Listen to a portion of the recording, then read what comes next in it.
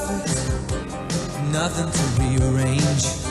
Sometimes you just get a feeling like you need some kind of change. No matter what the odds are this time, nothing's gonna stand in my way. This flame in my heart, like a long lost friend, gives every dark street a light at the end. Standing tall on the wings of my dream, rise and fall on the wings of my dream. Through the rain and thunder, the wind and haze, I'm bound for better days. My life, my dream, nothing gonna stop me now. My life, my dream, nothing gonna stop me now.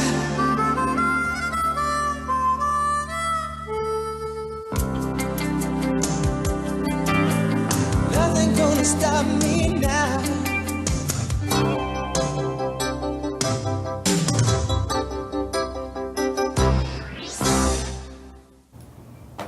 Hello, everybody, and welcome back to Perfect Bloggers. Welcome to episode 14. It's more than week 14 because we had a gradual ramping up at the beginning of the semester. We were off for Thanksgiving, understandably so, but we're back here for one final special episode. This is like the Christmas episode of Perfect Bloggers, very nearly the holiday special. We are joined in the studio by all kinds of people today, including sitting next to me, Miss Skyla Dawn Lucky. Thank you. Elsewhere in the studio, we have Jonah swinging by. Thank you for being here. And of course, What? Yes. Christopher Campbell, Yes. also here in the studio. Moments ago, Haley was here, and she had to go to class, which is happening just on the other side of the wall. Another Casey is also having his class. Having his class next door. So apparently It's you're a apparently village that apparently we you're have at two here. places at the same time. That's quite interesting. Well, that's How what can that happens when you happen? have a not so common name, yet a name that many people in the Or it's like that movie Multiplicity, whatever it is, with Michael Keaton, where he would make copies of himself. I didn't see that one. I didn't either. Multiplicity? He'd make No. clones. And then the first clone was okay, but it was a little too, it's like super neat. And then the other clone was not too great. So the whole point is that, the moral of the story is that you can't spread yourself too thin or something like that. I thought it was going to be don't mess with Mother Nature. Don't do things Mother Nature didn't intend. Yeah. No, it was a cute movie. It's a good movie. Well, Skyla, thank you very much for joining us here in the studio today. This is the final episode of Perfect Bloggers. Certainly for this season, possibly forever. We'll have to see how the ratings are. Exactly. We'll see if they continue the contract. Yes, exactly. We have to see if the network wants to renew this situation. Chris, do you have a beat on what Nielsen is looking like for the show? Well, I know at some point we had 6 concurrent curious how- viewers. I think that might be enough to carry us Yes. into a second season. I'm curious how's the audio sounding? It's the live audio sounds good. I can hear you. This is where we well. need the social media manager. Wait. So hopefully the audio is working. This is when you just have to kind of No, the your audio fingers crossed is definitely hope for the best. it's definitely going there. It's going out. Something's happening. All right. Something Well, is- we'll just assume that everything Yes. is Yeah. working well. Yeah. So what was the original question? We were wondering if you had a sense of the analytics on the show. Well, people say that they like it.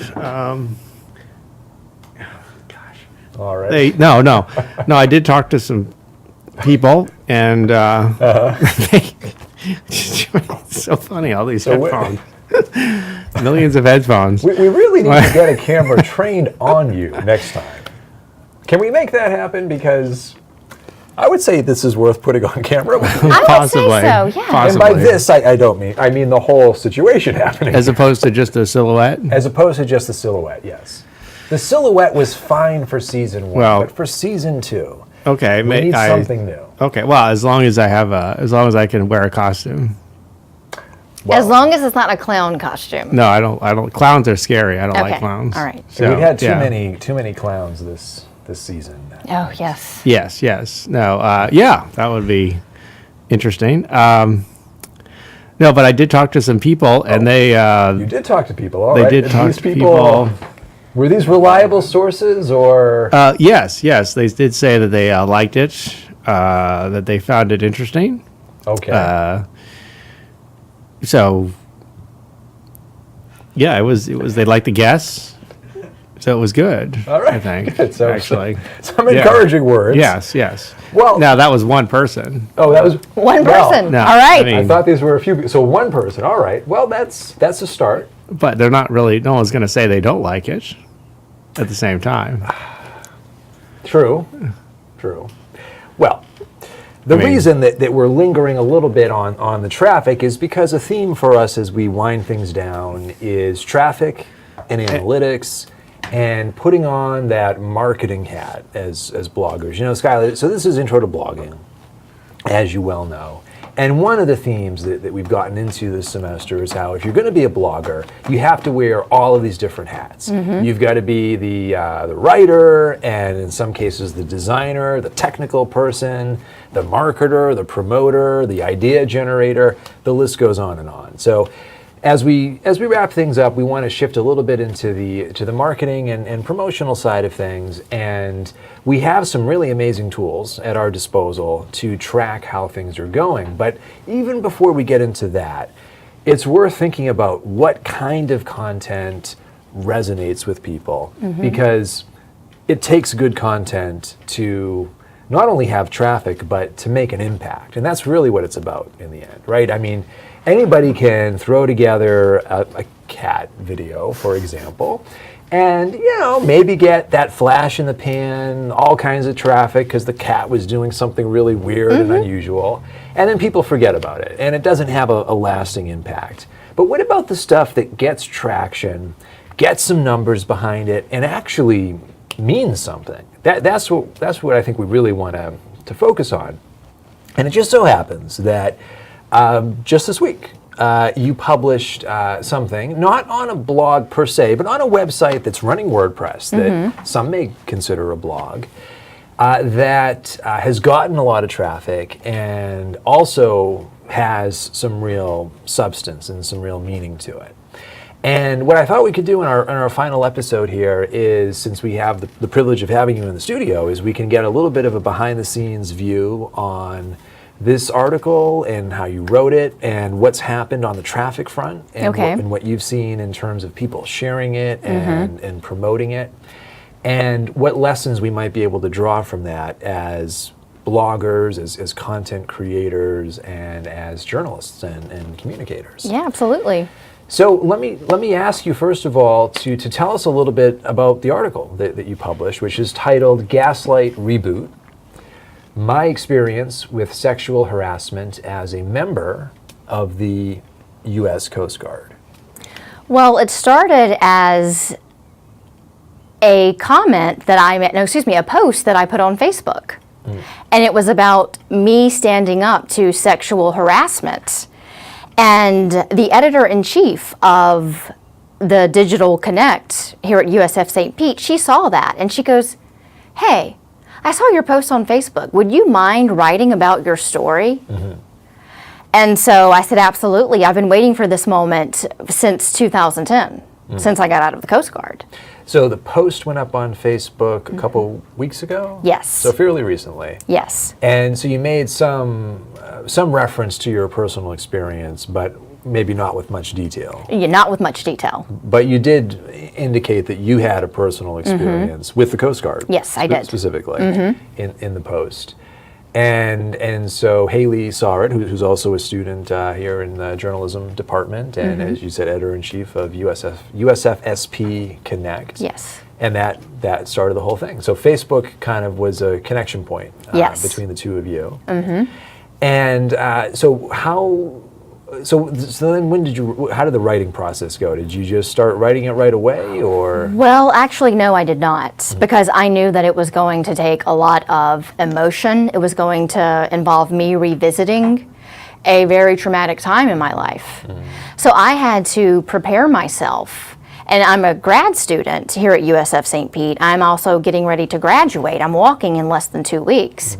So I had to balance out my energies with how much right now or at the time could I put Yeah. for this blog, this article. Yeah. And it was maybe about a week and a half afterwards, I said, okay, I've gotten ahead on some of my assignments. I feel like now is the time that I can really put all of my energy into this article. And I did. And it took me 15 hours to write this. Because there were times when my fingers were typing, it seemed like 100 miles per hour. I was just getting it out. But then there were also times where I was crying and I couldn't move. I was paralyzed. And my mind was maybe trying to protect me and was not allowing me to go back there. But then there was this bigger side of me saying, no, you need to share what happened to you in the Coast Guard, because there are people out there who are going through the same thing, and you're their voice. And so I would a little bit more, type a little bit more, then I'd stop and take a break. But it took me 15 hours to type this. It was like my whole heart and my emotion went into this. Was it 15 hours spread across how long? How day. many days? A day. So you wrote it in a day, Yes. and you basically spent the day working on it. I even missed class that night because I have a Thursday night class here, right across the other wall, right in that room. Just next door. Just next door. I couldn't even go to that class. I said, no, I am not leaving my apartment until I You finish were this. in the midst of it at that point. And so you finished writing, and you had a draft. I did. And what did you do with it at that point? Did you file it, or did you sit on it for a little bit? I did sit on it for a little bit. I had a lot of anger in that first draft, rightfully so, considering what I was writing about and the fact that I am aware that it happens all over the Coast Guard, and still there's that dirty side of the Coast Guard that needs to be cleaned up. And that makes me angry that it's not been cleaned up. Here we are in 2017, and it's still going on. So I had a lot of anger in that first draft. And what I did is I said, okay, I have to cool off. I have to walk away from this. So I did. I walked away from it for a week. Didn't even look at it. Didn't really even think about it. I had more assignments here in grad school, and so I'm just focusing on that. And then a week later, I sit back down, and I said, okay, I see the anger in it. I'm going to remove the angry parts because people don't really listen whenever you're angry. And I had maybe referred to certain people in my blog, in the article, about words that were not very nice, that were not making me look like a professional person and to be taken seriously. So I removed that. Okay. And then the next night, I ended up having a friend come over.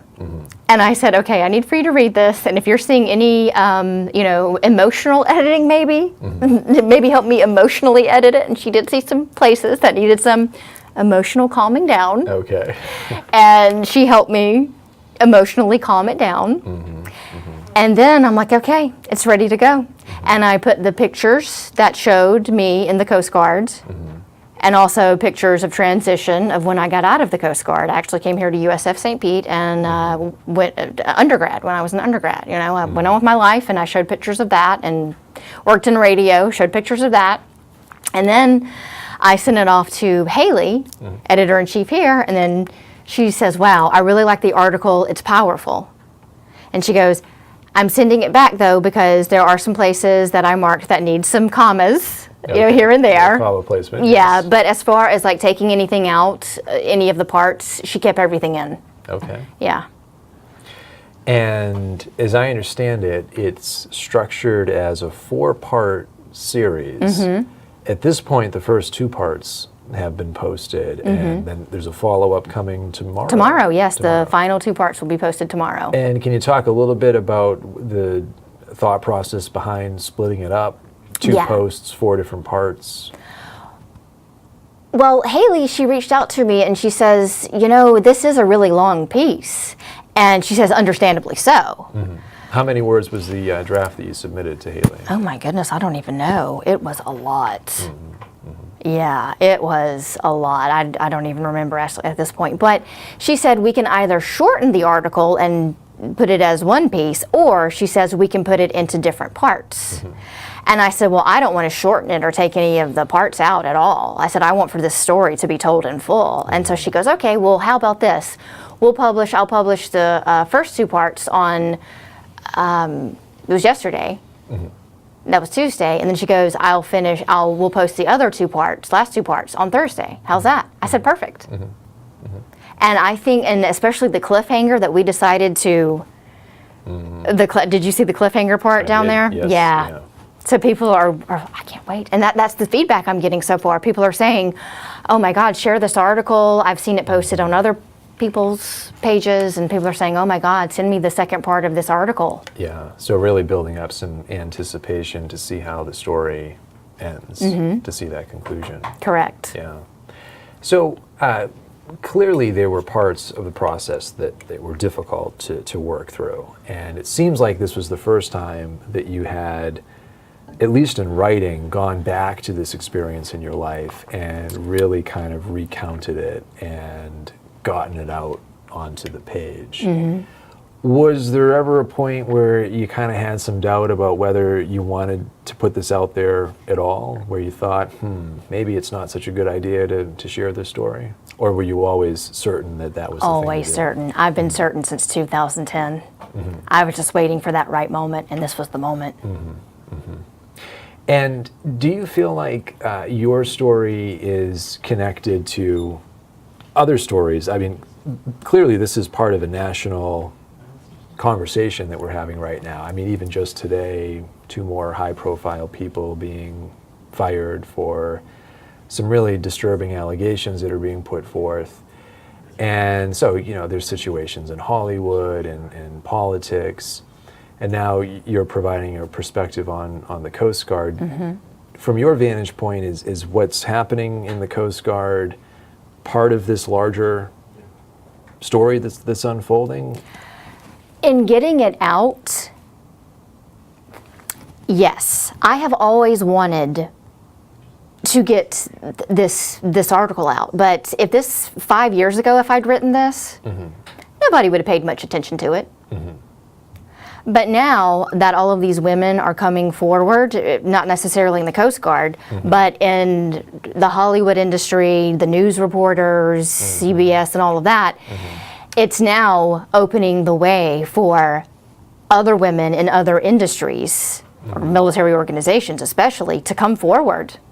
I actually Googled, it was yesterday, I wanted to see if there were any other articles out there that a Coastie woman shared of her sexual harassment experience. Now, I'm not saying there's nothing out there, but when I Googled it, the only thing I could find was an article from Slate.com. And it wasn't written from a Coastie sharing her own experience like what I did.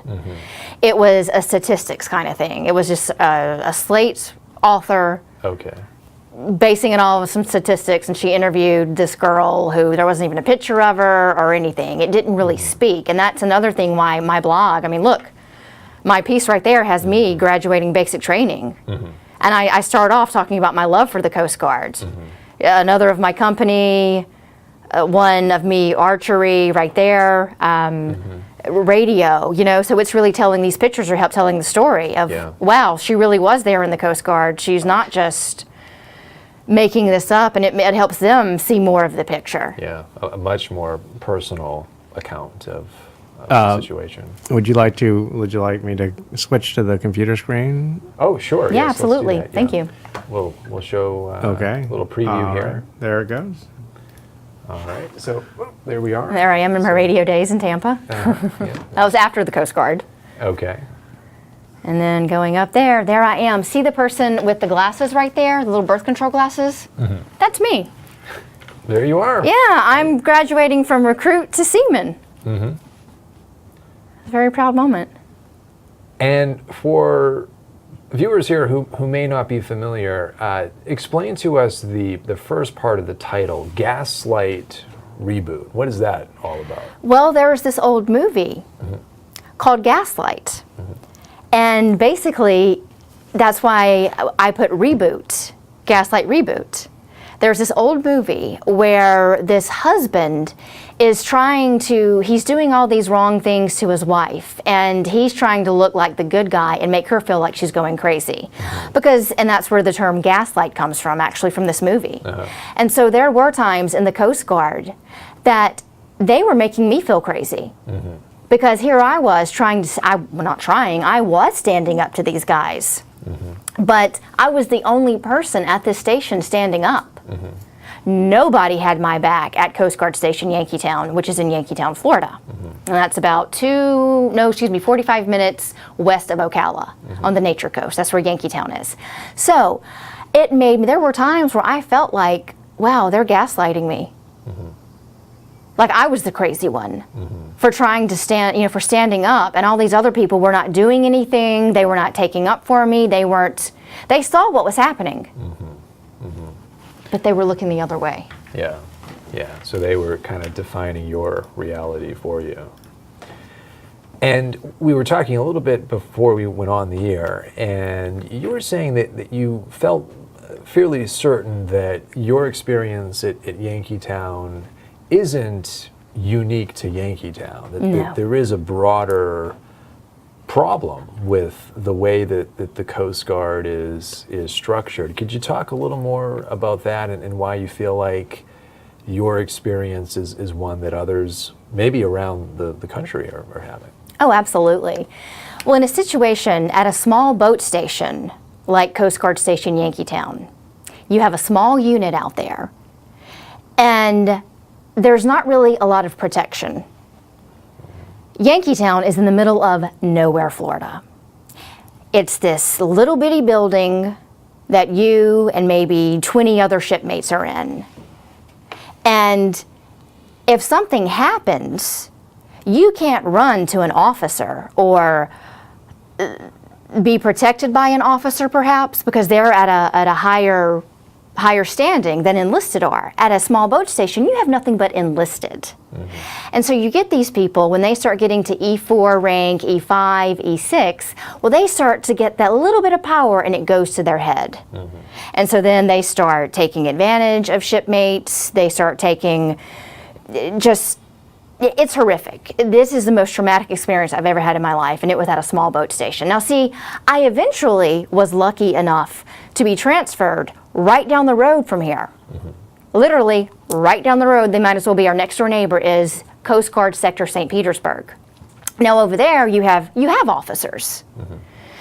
You also have enlisted, but they're more squared away at a place like that because those are officers. I mean, the woman who's over District 7 right now, she's over there at Sector St. Petersburg, and Coast Guard Station Yankeetown, they're under the District 7, like chain of command. So there's more oversight. Absolutely. And people realize that, hey, my behavior is going to be noticed and observed. Absolutely.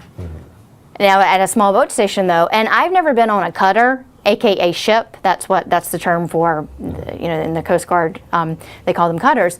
I've never been on any of those. Now, to my understanding, I think they have officers on their ships, but once again, you're way out there in the middle of the water, so I have to raise my eyebrow and question. Just because there might be an officer around over there, way out there, are they being protected? So that's a question right there, but it's definitely at small boat stations. And actually, I had women. I've had tons of women, Coast Guard active duty women, contact me since yesterday because this article has been reposted and reposted. And I've had women message me on Facebook and they've said, Skyla, I started crying. You don't know me, but I'm active duty at this station. And I started crying when I read your article because it really touched my spot because I experienced the exact same thing. And they go into details, horrific details about what happened to them. And this one woman was sharing she was at a small boat station in the middle of nowhere, Michigan, when she had first gotten out of basic training. The story she shared with me was absolutely horrific. And What is it like getting these reactions from people who you've never met, you don't know them, and they're telling you, wow, you just described my life, my situation? It is something I didn't expect, actually. I knew people would read it, but to touch these women, to let them know that they have got somebody there that understands them, that they are not alone, it made me realize that I am the voice of change for the United States Coast Guard, because I'm speaking up, not just for my own experience, but I'm speaking up for all of these other women that this kind of stuff has happened to. And the thing is, it's not just a woman thing. It happens to men too. There's male on male sexual assault. Of course, men are conditioned to not speak about it, especially in the military, with it having that, macho kind of feel to it and mentality. So change is happening. This blog right here that I have, this article, change is happening. I mean, I've had women say, hey, I saw this posted on, it was Coastal Beauties. Yeah, we were trying to. Look that up before we got on, but we couldn't really, I don't know if she accidentally named it something else or something, but saw it posted there. I didn't post it there. Yeah, so this is the way it goes, right? Something gets out there and then it gets reposted, shared in different platforms. In a sense, you kind of lose control over the content because you don't know where it's going to end up and where it's going to get copied and pasted and linked up and whatnot. But in the end, the story's getting out there, the ideas are getting out there, and you're reaching this much wider network of people than you otherwise would have. But let's see if we can kind of trace how the story got out, because you've gotten dozens of very personal reactions from people who have reached out to you after reading this, let alone all the page views and the shares and the likes. When you start getting personal comments, that's just the tip of the iceberg. There's a lot of people, traffic just piling up. Yeah. So how do you think that the story really got out there? Because USFSP Connect, it's an awesome enterprise that we have going here on campus. It's not the New York Times. They don't have millions of subscribers. Right. So what's your sense of how this story got an audience? Well, the first thing I did when this was published on Tuesday from the USF St. Pete Connect page is I sent Bill Eppright. Bill Eppright is a retired Coast Guardsman. He was a company commander at U.S. Coast Guard Tracing Center, Cape May, in Cape May, New Jersey. That's where we all go to basic training. And he shadowed my company back in 2009 because he was actually in company commander school. And what that means for all of you out there who are not familiar with the Coast Guard, company commander, that is basically a drill sergeant in the Army. That's what they would refer to it as. So that just, those are our guys and, the guys yelling at us and telling us to do 100 push-ups and that kind of stuff. So Bill was shadowing and shadowing means? Shadowing means he was following my company commanders and my company as he saw how a company commander was supposed to be. I mean, he was going through his own company commander school, but they had him shadowing us. As a kind of training experience. Exactly. And I always stuck out to him. Well, my last name is Lucky, so it's kind of hard not to stick out when your last name's Lucky. But he also noticed that I had used, he's a former policeman, and he noticed that I acted like a policeman a lot of times, the way I would carry myself. And so that kind of stuck out to him, like, oh, I'm curious about this Lucky, what's her background and all this kind of stuff. So Bill has been a wonderful friend. He's been like a father figure to me, and he and I have talked in the past about the dirty side of the Coast Guard and how he has shared with me about other female shipmates and recruits of his, that they were wonderful, that the Coast Guard really lost a lot of great women because they allowed for things like this to happen and not punish these perpetrators. And so therefore these women, they've been shattered, shattered. Not everybody's a warrior, Not everybody's willing to share their story like me. I mean, look. there's not a lot of stories out there where there is a Coastie sharing her personal experience. I couldn't find one. But based on your search, yeah. Based on my search, I'm the first one. So I said to Bill, Bill, he didn't even know that I was doing this. Whenever I was doing the rough draft and none of this, I didn't mention it to anybody. So what I did is I messaged Bill on Facebook. And you know me, I can be a little on the demanding side. So I messaged Bill and I say, Bill, share this on your Facebook. And he said, Skyla, I'm actually reading it right now. I'm sure I will want to share it. Not even 5 minutes later, he shared it. And see, he has that Coast Guard, a lot of Coast Guard followers, because he spent all those years in the Coast Guard. He was a company commander. He was stationed at so many places. So he is the person, you know, who shared it. And I was looking and checking his page religiously. And there's all these people coming forward and they're saying, oh my gosh, we can learn a lot from her experience. Other people are saying, yeah, even men. Even men were commenting on the post saying, you know, after 18 years of being in the Coast Guard, I had to get out because I was so tired of seeing this kind of stuff happen.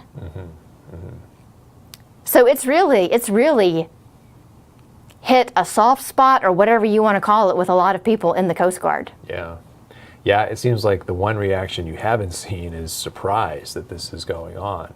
It's more, yeah, this is going on, and well, question becomes, what do we do about it? I want to get to that in a minute, but first, okay, so I think the Bill Epstein? Eppright. The Bill Eppright anecdote here is really important for us because so often I think if we want to get something out there and really reach people, we have to find the opinion leader or the tastemaker, the person who has the following, who has some clout, who can take what we've done and take it to that next level. Once it reaches that level, the sky is the limit. It starts getting picked up by other blogs, other publications. And so I think that this was a really critical piece to the success of the story in terms of the traction that it's gotten, and that you reached out to him because he was the right person. Not necessarily the person with 1 billion followers, but somebody who has a reputation, who's respected, and if that person shares your content, people are going to pay attention and say, whoa, okay, there's got to be something to this if this person is sharing it. So for all of our students in the class, a good thing to be thinking about is whatever kind of content you're creating, who are those opinion leaders or tastemakers in your domain, whatever it may end up being. So what do you see as next in terms of taking the story forward? So we know that tomorrow, part 2 is coming out. What are your plans around promoting the second part of the story? Well, I plan on promoting, well, first of all, Bill, he's already been asked by dozens of people on his Facebook. They have said, send me that second piece of her article when it comes out, please. Multiple people have said that, so that's a good way. So for those who have promoted the first part, I know they'll promote the second part as well. Especially, we had the young lady reach out to us who said that she saw it on a certain page, remember? And I'm wondering, well, what other pages has this been posted to? I mean, people keep promoting this and promoting it, but for my own kind of promotion, and something I did fail to mention earlier is I also emailed my article to the Coast Guard active duty PA person here in Tampa.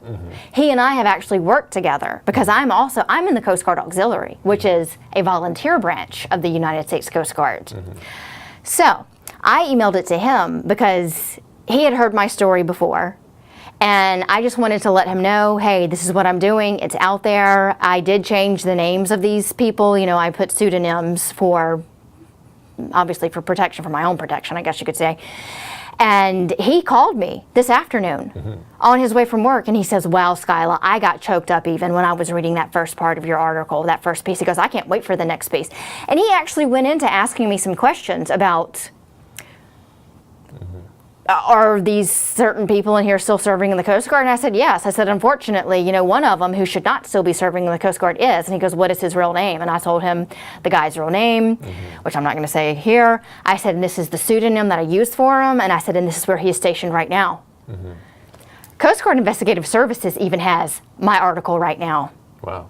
Yeah, So that's some serious impact. serious impact. In a mere matter of days. Yeah. This was published 2 days ago?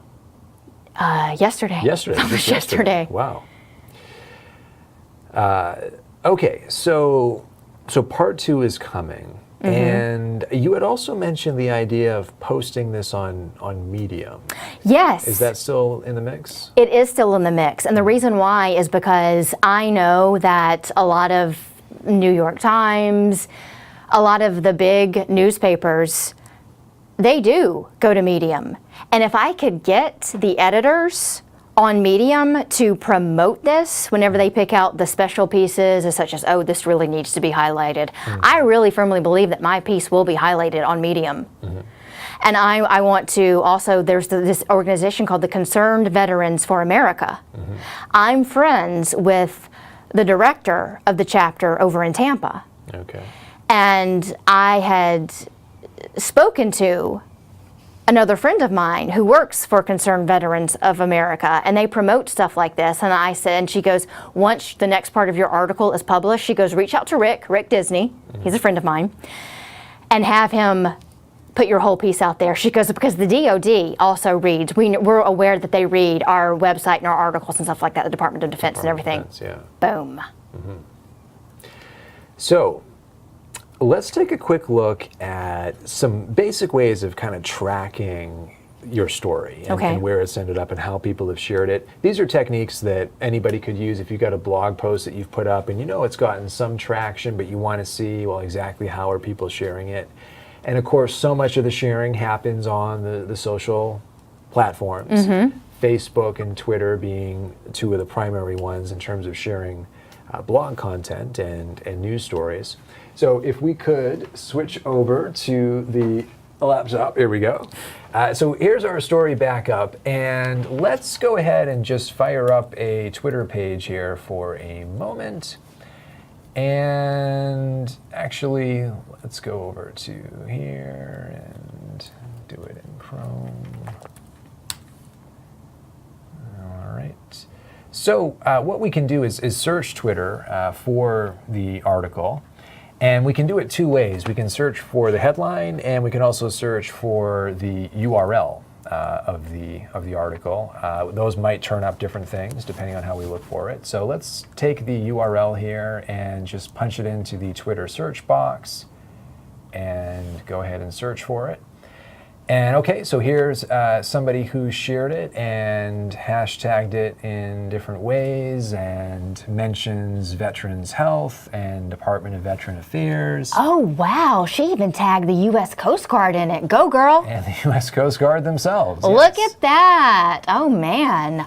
318,000 followers. Ha! They can't ignore me now. So we don't know. Well, she hasn't gotten any retweets or likes on her tweet, so we don't know for sure who saw this. But this is a sense of how it's being shared out there. And so again, we could come back and grab the headline here of the article, and we could search for that instead. And okay, so the same one turns up. If we go from top to latest, that also gives us a sense of maybe some additional results. Nothing showing up there. All right, so that's a little sense of what's happening on Twitter. And let's come over here to Facebook, and we'll do the same thing. We'll just search in Facebook first for the headline and see what comes back. So nothing on that. Let's try searching for the URL.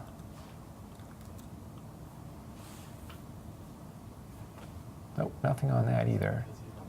Oh, on people. Thank you. Good call. So glad you're here. Thank you. Oh, there we go. Maybe. Maybe, if Post. it lets us. Posts. Let's try the headline again.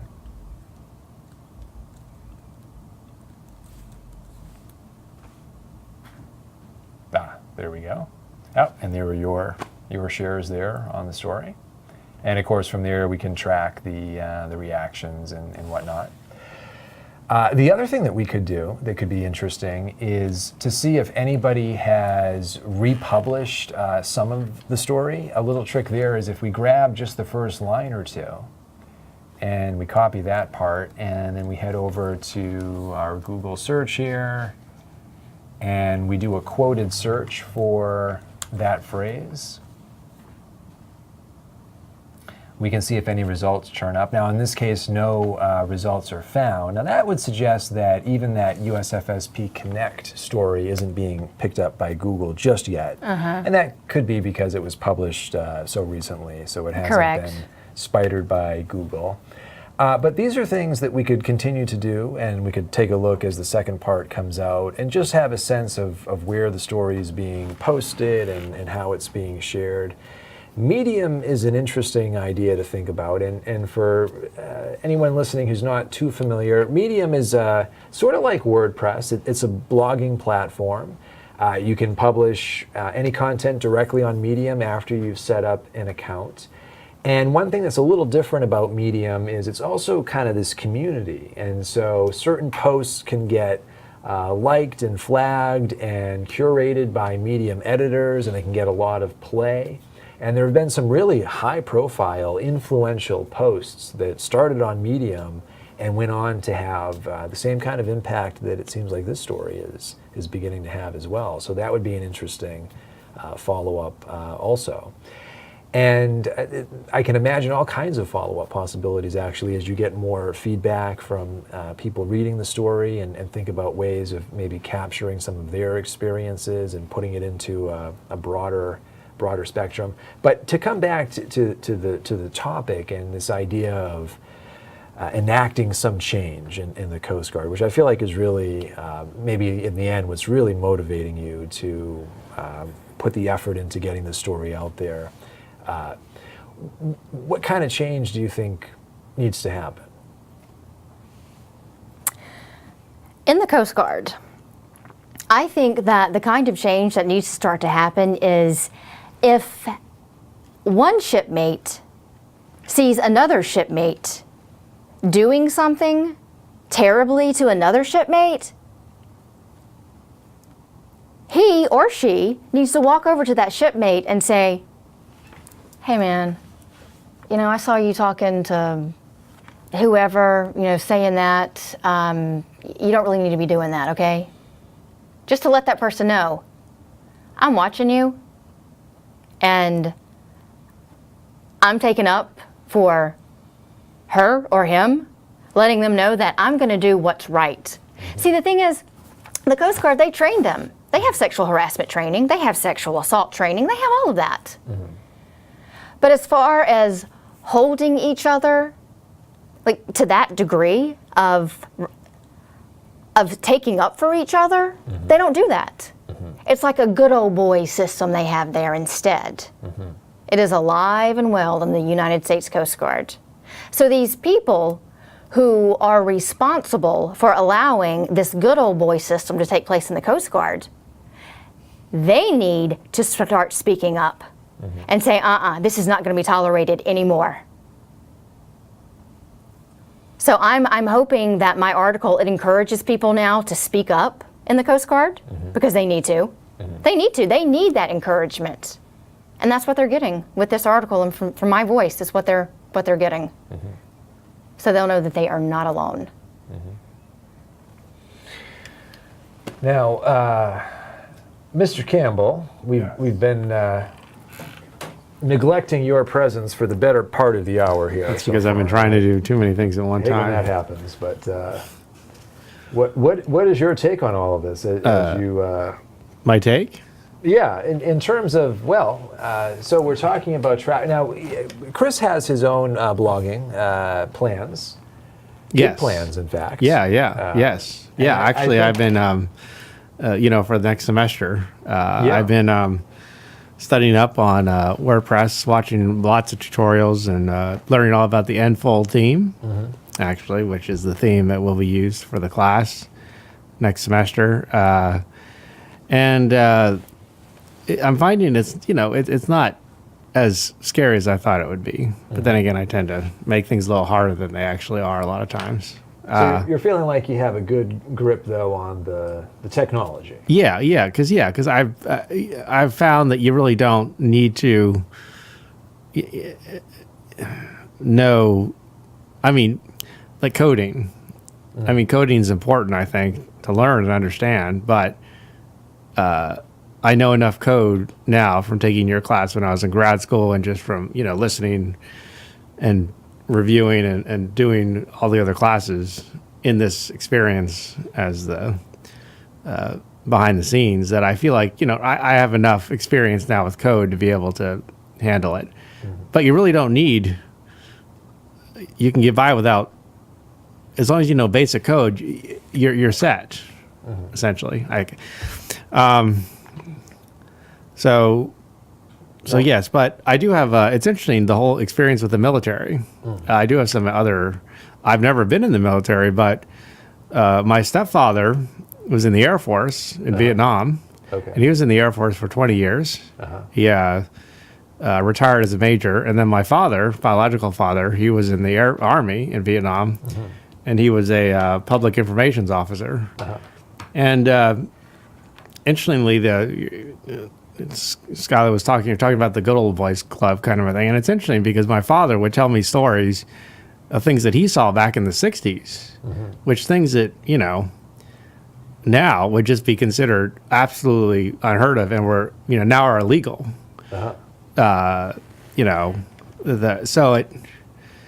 Although sexual harassment is illegal. Yeah, it's all illegal. Yeah, still happening. I didn't phrase that properly. Like my stepfather, he said he was a drill sergeant. He spent a year. He was a pilot in Vietnam, but he was also a drill sergeant. No, at boot camp. What is that called? Basic training. I think they're called training? drill sergeants in Air Force and all that. It's just company commander is Coast Guard. He did it for a year, and he told me a story about how one time he, he physically, I guess, I don't know if I don't want to get anyone in trouble. I mean, in terms of like physically touched during basic training, I guess he physically. God, he didn't do anything. Oh, God, no, this is horrible. I'm not saying it's.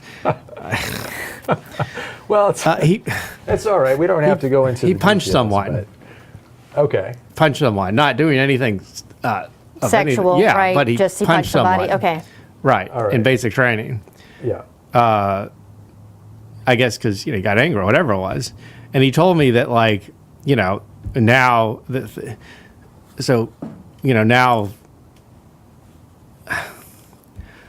a change. He said now something like that. In basic training, you cannot. That just wouldn't even be allowed at all. I mean, there's no even. No. It's not. You cannot in any way physically touch anyone, even if it's not. Even if you're just angry or whatever it is. But and because then I spent a summer at Fort Hood as a biologist studying these birds, but I got to talk to the Army guys there a lot, and it was interesting. So I guess the whole point of this story is that I've talked to people of my father's generation in the 60s who were in the Air Force and the Army, and the stories they tell me are very certain aspects of them are different from the stories that the people in the Army would tell me when I was at Fort Hood, which was only in 2010 or 2009. So, I mean, no one told me any stories about sexual inappropriate things like that, but just the general culture, maybe, or specific things. It's hard. I don't know if I'm making sense or not, but. Well, yeah, I mean, it seems like what you're saying is that there's been a shift over time. Things that were And again, this is only openly one particular thing about anecdotal. Anecdotal about my father telling me a story about how in basic training he punched someone. Yeah. And how now he would have been immediately kicked out Yeah. Yeah. or something like that. Well, it's interesting. Part of what the story makes me think, though, is when people feel afraid to speak out, then if you want to do something bad, if you want to be abusive towards someone, you can get away with it if the person doesn't feel like they can safely speak up. Yeah, and I don't want to. I feel really bad because I don't want anyone to think that my stepfather is a bad person or anything like that. Because I'm really, I mean, he's a real. I mean, the things that he did are really very. I mean, the things that he did were things that I can just never imagine. Flying C-130 big transports in Vietnam, getting shot at. He got shot in the leg. I mean, he got medals. I mean, he's a real. I consider him a real hero because he did things that I could never have done. So I mean, so I don't. I don't want anyone to think that he's a bad guy or anything like that. But I don't know how I'm making sense. I don't Well, mean to. no, I think it's more. Again, what I take from what you're saying is that this shift in culture from the Right. 60s when this incident that he recalled happened, or Yeah. early 70s to the 2010s, 2010s that we're in now. Yeah. I mean, it's hard to be. It does seem like, because from my experiences of talking to people who are in Vietnam and also people now who are in the Army, like when I was at Fort Hood, is that there's this distinct. When you're not in the military, it's like it's hard for people who aren't in the military to understand, and I can never understand. I never will pretend that I can understand, but because the things that I just can't imagine it. But there does seem to be this intense bond of people that were in the military of any branch, Yeah. because they've experienced things that I've never experienced, and that I couldn't even imagine what it feels like Yeah. at all. Yeah. And tying that back to a point you were making, Skyla, I think if I'm understanding right, you're hoping that bond can be harnessed into a force for good in terms of stamping out these abusive situations and tap into that shared experience to encourage people to stand up for one another when they see something happening. Exactly. All it takes is that one voice. All right. Well, we are getting close to the end of the show. We have minutes. What kind? I don't know. The computer says 8 minutes. What is yours? well, according to my clock, it's 6:55. My clock my says thing down. 6:55 also. So Well, so the phone. the phone, yes. So I guess the phone is connected to the Greenwich. Yeah, I got 6:55. I got 6:56. Okay, now it is 6:56. Confirmed 6:56. 6:56. Okay, Jonah, do you have a confirmation for us here? We want to make sure we end this. 6:56. 6:56. All right. So I want to quickly, as we're wrapping things up here, mention a few technical pieces connected to tracking things with WordPress. If you're using WordPress.com, and that's the platform that we've encouraged the class to use, Smashcut FYI will be on. Oh, I figured out the name of the. Oh, yes, that's the old. That's the. There's different blog. It's ideas. it's What's going to the be APAVS Media Lab or Media Labs, Lab or Lab, AVS. and I'm Are you going to sure? yes, because I can do a little cool little Illustrator logo. I think it's a nice clean logo. All right. Okay. That's And then important. they can figure, it's clean, and it's Media Labs because there's Night Media Labs. There's all these other media labs. Universities have all these other media labs. So I just And if think it's we've got a nice. lab, we can have beakers. We can have lab coats. But one other person, Bunsen another burners. person who has been on the Beakers show. like the Muppet Baby? Well, another person who was on the show, she was like, well, it should be Beakers and Bunsen and Beakers Media Lab. Yes. So I liked Media Lab. I like that. But Beakers and Bunsen, I don't know. That's it's I don't good. know. Beaker? It's got a certain. Bunsen, your Beaker, obviously, with the orange hair. Wait, ginger Beaker, wait, Bunsen. Or red Beaker hair. was the one that was going beep, whatever. Yeah. Yes, it's So in interesting. WordPress, you have built-in stats that you can use to track basic analytics, basic metrics on your posts. If you want to learn more about exactly where people are coming from, how long they're reading articles for, which is really important, we want to talk more about just page views when it comes to tracking analytics. Yeah, that's important, how many people looked at it, but if we wrote something lengthy, wouldn't you like to know that somebody spent more than 10 seconds on your article, that they actually read it all the way through? That Yeah. would be a good feeling. So using a tool like Google Analytics, we can see the average amount of time that somebody's spending on a page, which takes us more into this idea of measuring actual engagement with our content, which takes us closer to content with an impact. So to get to that point, we need to use a tool like Google Analytics.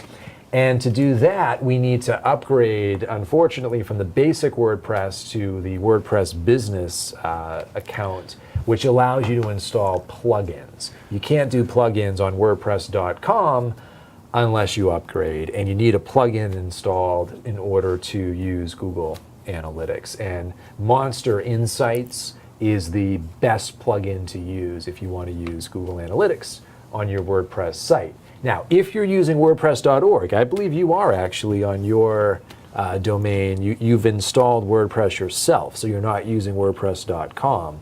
And in that case, you don't need to upgrade anything. You can already install plugins, and you can drop in a Google Analytics plugin. Yeah, you're right. Straight away. Yes.